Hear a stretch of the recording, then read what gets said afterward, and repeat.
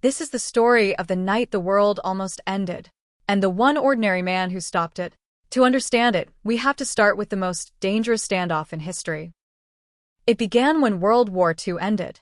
The victors split into two camps, the Democratic West, led by America, and the Communist East, led by the Soviet Union. An iron curtain fell between them, and a 40-year standoff began. Neither side trusted the other an inch. Each was convinced the enemy might strike first and wipe them out. So both prepared for a war they prayed would never come. So both sides built nuclear weapons. Thousands of them. Enough to end civilization many times over. The rule was simple and insane. If you fire, I fire, and everybody dies. By 1983, things were at breaking point.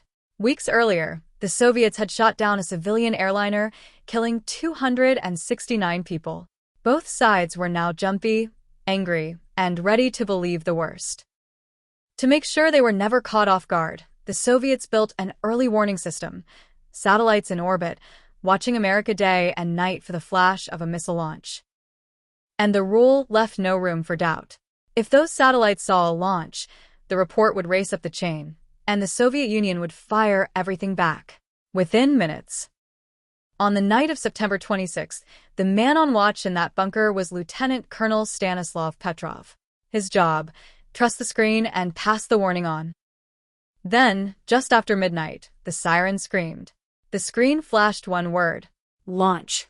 The computer said America had just fired a nuclear missile. Then another. And another. 5 missiles, the system said, climbing toward the Soviet Union. All Petrov had to do was pick up the phone. But something felt wrong. If America were really starting a war, he thought, they wouldn't send 5 missiles. They'd send hundreds. All at once. Why would anyone start the end of the world with just 5? The satellites were certain. But the ground radar, the second set of eyes, saw nothing at all. He had minutes, maybe less, and no way to know which one was lying. And he knew exactly what one wrong word would unleash. Report it, and the Soviet Union fires back with everything. Hundreds of missiles. America answers. Within the hour, the world he knew is gone. Years later, he put it simply, I had a funny feeling in my gut. I didn't want to make a mistake. So he made his choice. He picked up the phone and told his commanders it was a false alarm. A glitch. He was guessing with the whole world on the line. And then he waited. If he was wrong, the first warheads would land in minutes, and he had just told everyone to do nothing. The longest wait of his life. Nothing came. There were no missiles. Not one. He was right. So, what set off the alarm? Sunlight. At a rare angle, the sun glinted off the tops of high clouds, straight into the satellites, and the system mistook that glare for the fire of launching missiles. Petrov got no medal. The incident embarrassed powerful people, so it was buried, kept secret for 15 years.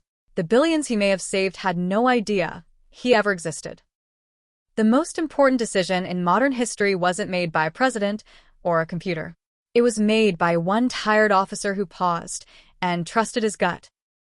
If this gave you chills, subscribe. There's a new hand-drawn story every couple of days. I'm really glad you're here.